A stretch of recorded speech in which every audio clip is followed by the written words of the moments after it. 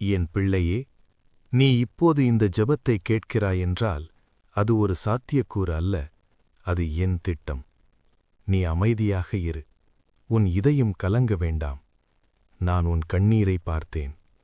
நீ யாரிடமும் சொல்லாமல் அழுத அந்த இரவுகளையும் பார்த்தேன். உன் மனவேதனையை நான் அறிவேன். நோய் உன்னை பயமுறுத்துகிறதா? பொருளாதார சுமை உன்னை அழுத்துகிறதா? மன அழுத்தம் உன்னை உடைக்கிறதா? பயப்படாதே, நான் உன் சுகமளிப்பவன். இப்போது என் கரம் உன் மேல் இருக்கிறது. உன் உடலில் வலி இருக்கும் இடங்களை நான் தொடுகிறேன். உன் இரத்த ஓட்டம் சீராகட்டும். உன் செல்கள் புதுப்பிக்கப்படட்டும்.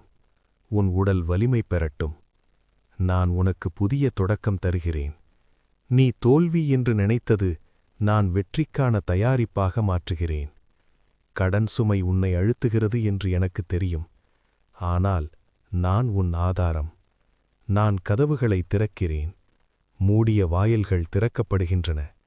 நீ நம்பிக்கையை இழக்க வேண்டாம். உன் வாழ்க்கை முடிவடையவில்லை. இது ஒரு புதிய அத்தியாயத்தின் ஆரம்பம். உன் வீட்டில் சமாதானம் நிலைக்கட்டும்.